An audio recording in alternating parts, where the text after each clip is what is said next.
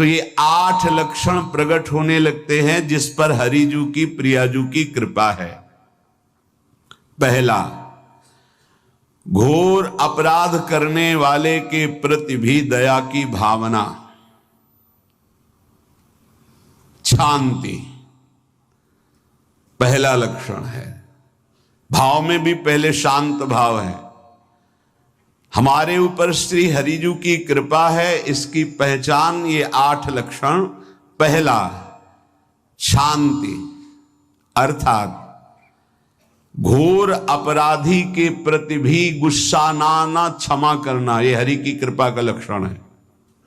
देख लो भाई, घोर अपराधी शब्द तो जाने दो, जरा सा प्रतिकूल हो जाए तो लाख समझाओ पर भ्रकुटी तनी रहती है।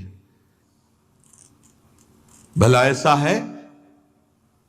अपराधी पर भी क्षमा का भाव होना, ये हरि कृपा पात्र में ही होगा, अन्य में नहीं। तो अगर अपने हृदय में ऐसा लगे कि ऐसा नहीं है तो हरिजू से प्रार्थना करनी चाहिए कि कृपा करो, मेरे में सामर्थ्य आवे।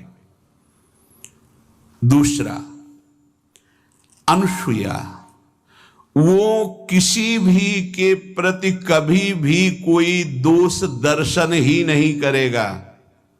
दोष कथन, दोष श्रवण की तो बात जाने दो। अनुसूया, दूसरों के गुणों में दोष ढूंढना ये नहीं होता। हरि कृपा पात्र में ये नहीं था। ये सब भजन के नाश करने वाले। जैसे पहला अपराधी पर क्रोध कर देना, तो माया ने भेजा इसीलिए था कि तुम्हारे साथ व्यवहार ऐसा करे कि तुम क्रोध करो। क्रोध करोगे तुम्हारी ऊर्जा शक्ति नष्ट हो जाएगी, अध्यात्म में जो चलने की थी। और कहीं तुमने संकल्प कर लिया तो भजन शक्ति नष्ट हो जाएगी। तो अगर भजन बल है तो गया, जरूर उसको दंड मिलेगा, पक्का मिलेगा, 100% मिलेगा, लेकिन आप खाली हो गए। ना भजन करने की वृत्ति रहेगी और ना भजन रहेगा, दोनों बात। अनुसूया, किसी के सद्गुणों में दोष देखना, गुणों में दोष ढूंढना, ये हरि कृपा पात्र में नहीं होता। ये बहुत मंगलमयी बातें हैं जिससे हमारा भजन मार्ग पुष्ट होता है। तीसरा, वो बाहर से और भीतर से पवित्र रहता है, हरि कृपा पात्र। शौचाचार का ज्ञान होना चाहिए, वस्त्र आपके पवित्र होने चाहिए, ये बाहरी जल रज आदि के द्वारा बाहरी पवित्रता। और निष्कपटता, निश्चलता, सत्य भाव, ये अंदर की पवित्रता है। अगर कपट है, छल है, असत्य है तो हृदय मलिन रहता है। भीतर और बाहर से पवित्र रहना तीसरी जो कृपा का लक्षण है। अर्थात वो सदैव भगवत चिंतन परायण, शौचाचार का पालन करने वाला, बाहर और भीतर से हरि कृपा पात्र पवित्र रहता है। चौथा, ऐसे कार्यों का अनुष्ठान न करे जिनमें हमारा भजन छूटता है, जिनमें सत्य छूटता है, जिनमें भगवत भाव छूटता है। जैसे आपके ऊपर कृपा हुई, आप भगवत मार्ग में चल रहे हैं, अब आप ऐसे संसारिक कार्यों का अनुष्ठान कर रहे हैं जिनमें आपकी चित्तवृत्ति बिल्कुल भगवत विमुख हो रही, तो जीवन का लाभ क्या होगा? लाभ तो है भगवत स्मरण सहित। जैसे कल एक ने प्रश्न किया कि मैं खाता तो नहीं हूं लेकिन मांस के दुकान में मांस बेचता हूं, होटल आदमी, क्या उचित है? ये उचित कैसे हो सकता है? तुम और भी तो व्यापार कर सकते हो। जरूरी है धर्म का पालन करने की इच्छा करते हो, अधर्म आचरण करते हो, ऐसा नहीं। तो विरत बहुकर्मा, उन कर्मों से हमें विरत रहना है जो हमारे धर्म के विरुद्ध है, जो भजन के विरुद्ध है। हरि कृपा पात्र ऐसे कर्मों का अनुष्ठान कर ही नहीं सकता। अपने भजन का फल देखना भगवत कृपा पात्र के, सबको प्रदान कर देना। हिम्मत है? अपने भजन, इतनी मेहनत से किया हुआ भजन, भजन होने के बाद, हे प्रभु इस भजन का फल हो, सर्वे भवन्तु सुखिना सर्वे सन्तु निरामयः। यहां तो कहते महाराज एक माला रोज आपके लिए करता हूं कि आपकी बीमारी ठीक रहे, तो शेष किसके लिए करते हो प्रभु? शेष क्या? अगर इष्ट और गुरु के लिए तुम्हारा है कि एक माला करते तो फिर इतनी माला करते तो हमें क्या होगा, सब आपको दे देंगे तो हमें क्या होगा। तभी भजन का रहस्य नहीं जाना। छठवां, अपने भजन से अपने लिए कुछ भी ना चाहना और दूसरों की तो बात जाने दो, दूसरों से कुछ ना चाहना ये तो ठीक है, अपने भजन से अपने लिए कुछ ना चाहना है हिम्मत। देखो ये हरि कृपा पात्र में हिम्मत होती है। अपना भजन अपने प्रयोग में ना लाना, इसका भी आंतरिक रहस्य है। अपने प्रयोग में आप शरीर को लेकर के बोलेंगे, अगर स्वरूप को लेकर तो प्रयोग की कोई वहां जरूरत ही नहीं, स्वरूप पूर्ण काम है, वहां कोई अभाव नहीं। जब आप कोई भाव अपने लिए करेंगे तो देह भाव होगा, देह भाव से किसी विषय की मांग होगी। विषय पूर्ति भजन का फल नहीं होता, भजन का फल होता विषय निवृत्ति। बहुत जोर की बात है, कैसे समझ में आए। अपने भजन का भी फल अपने लिए नहीं, दूसरों से कुछ चाह रखना तो बात ही जाने दो, भजन से भी कोई अन्य सुख की चाह नहीं हुई। क्या चाहिए, भजन ही बनता रहे, भजन का फल भजन बनता रहे, खूब निरंतर जप करते रहे। सातवां, किसी भी मान सम्मान कीर्ति पद प्रतिष्ठा के मिलने पर हृदय का असंतुष्ट हो जाना, यह हरि कृपा पात्र का लक्षण होता है। प्रणाम नमस्कार जय हो तो हृदय में असंतुष्ट हो जाना चाहिए। कोई किंचन मात्र अभिमान न उदय हो जाए। प्रभु बचाओ, ये माया की चकाचौंध से बचा लो नाथ। कौन सा अपराध बन गया कि आपकी जय की जगह यहां हमको ऐसा सुनना पड़े। मान प्रतिष्ठा कीर्ति जिसके लिए बड़े बड़े लालायित रहते, हरि कृपा पात्र को विष की तरह चुभती है। और आठवां, किसी भी प्राणी समुदाय से संबंध ना रखते हुए सब पर दया की भावना, सब पर कृपा की भावना, सब पर करुणा मैत्री, पर किसी से ममता नहीं। ये सूत्र बहुत व्यवहार में प्रयोग करने योग्य है। सबसे करुणा और मैत्री, पर किसी से ममता नहीं। करुणा तो करी भरत जी ने, मैत्री भी की मृग से, पर ममता रहित नहीं रहे। ममता कर ली तो अगला जन्म हिरण का हो गया। प्राणी मात्र पर दया कृपा करुणा मैत्री, पर ममता नहीं, ममता किसी से। और यहां करुणा मैत्री ये तो गायब हो गई, केवल ममता रह गई है। अपने शरीर से ममता, शरीर संबंधियों से ममता, विषय भोगों से ममता, यही जहर है।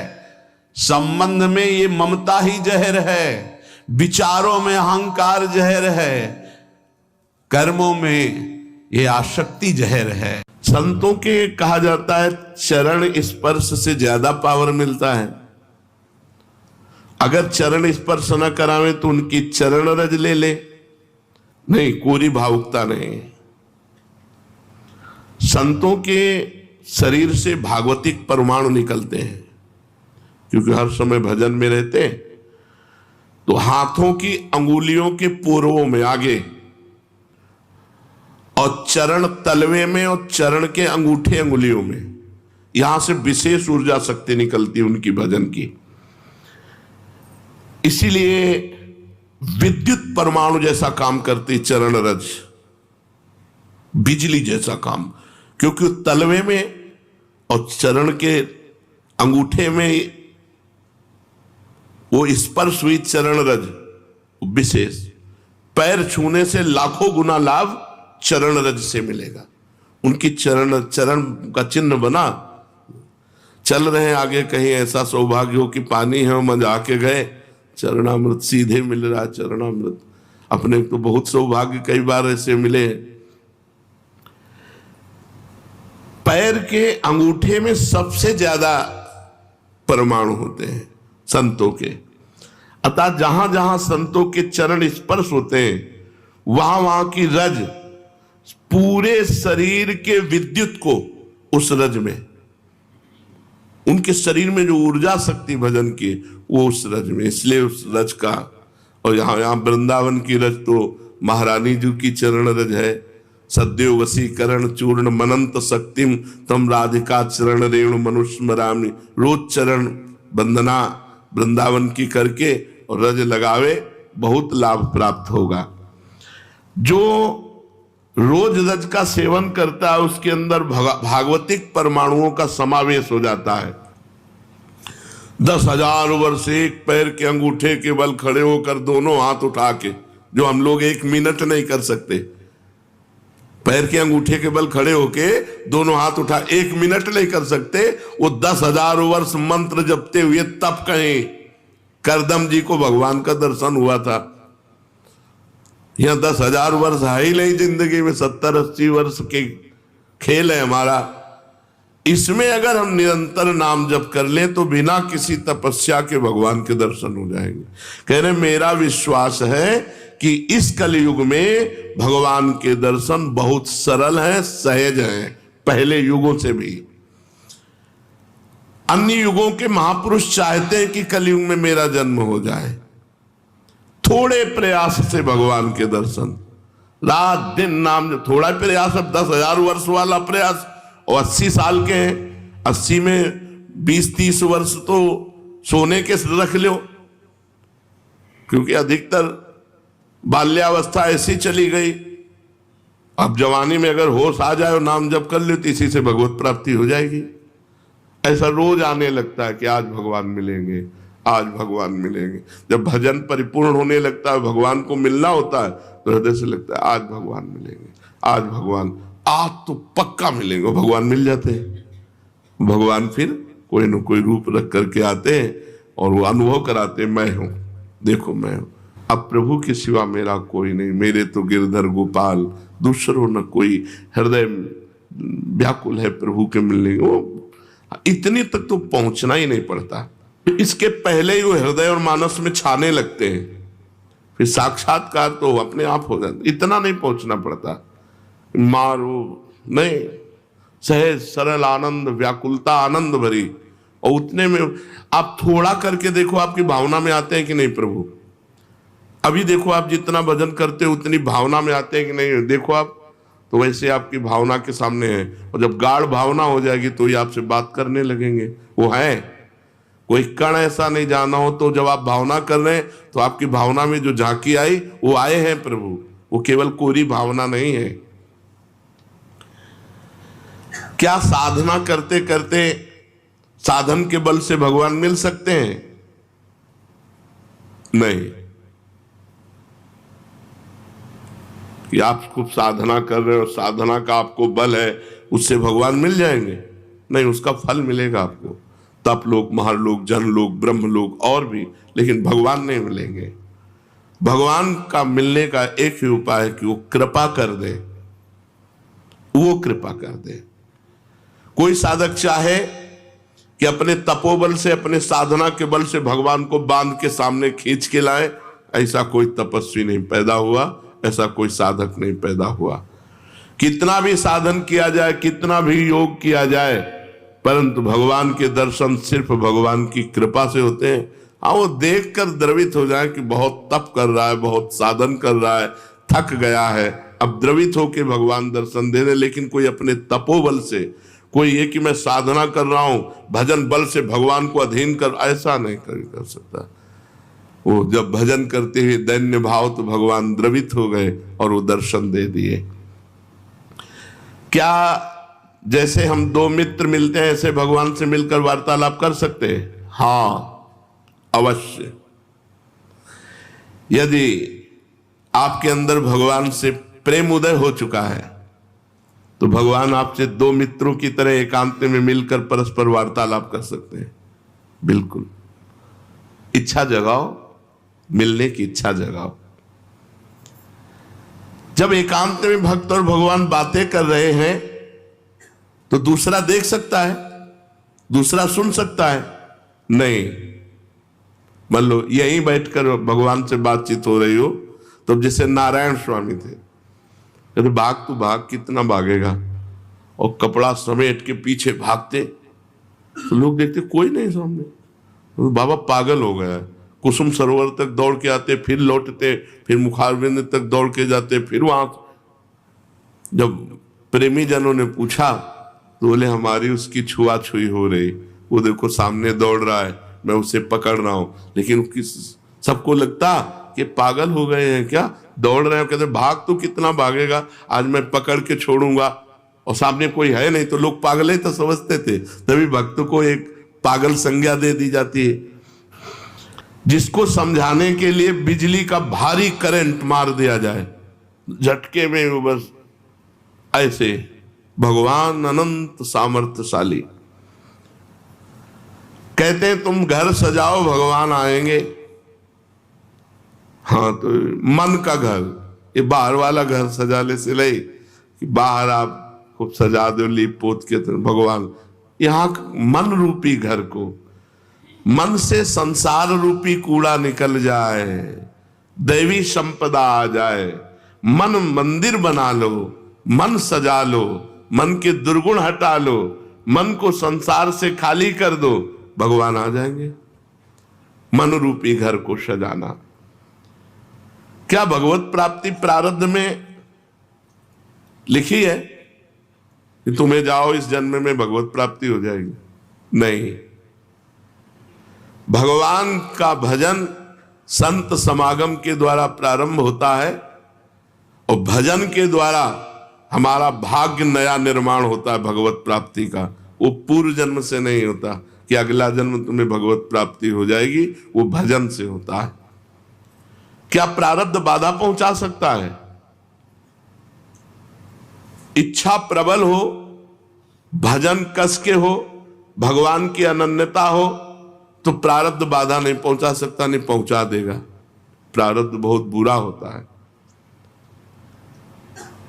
जिसे मान लो दोनों किडनी फेल, डायलिसिस, और बड़ी समस्या, बड़ा परेशान, पर भगवान की कृपा से चल रहा है, साधन भी चल रहा है जो भगवान चला रहे हैं। जैसे अगर बताओ प्रारंभ में ही हो जाता, मान लो भजन शुरू किया, प्रारंभ हो गया, मार दिया ना प्रारब्ध ने, तो प्रारब्ध बाधा पहुंचा सकता है भगवत प्राप्ति में, यदि भगवान की अनन्यता न हो, भगवान की शरणागति न हो, भगवान का भजन न हो।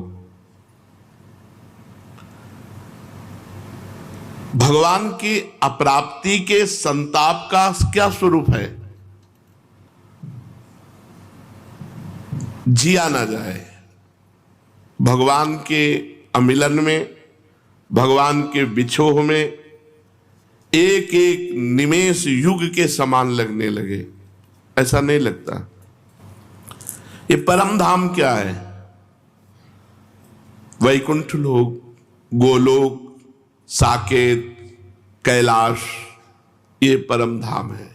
एक है या अलग है? एक ही है, पर भावना के अनुसार अलग वैभव प्रकाशित हो जाएगा। धाम नित्य चिदानंद एक है। आपने भगवान शिव की उपासना की तो आपको पूरा कैलाश रूप में भगवान शिव परिकर सहित अनुभव कराएगा।